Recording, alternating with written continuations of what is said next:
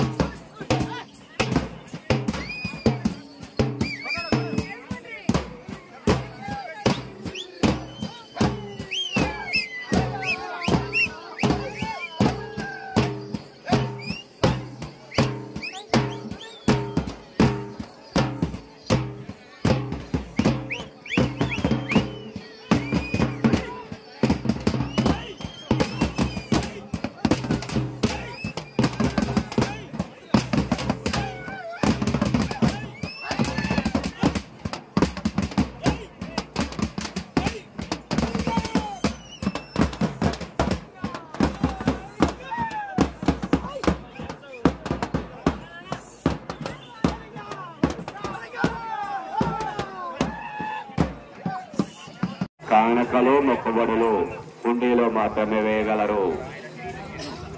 దేవాలయ పరిసరాలను పరిశుభ్రంగా ఉంచుకోవడం మనందరి బాధ్యత.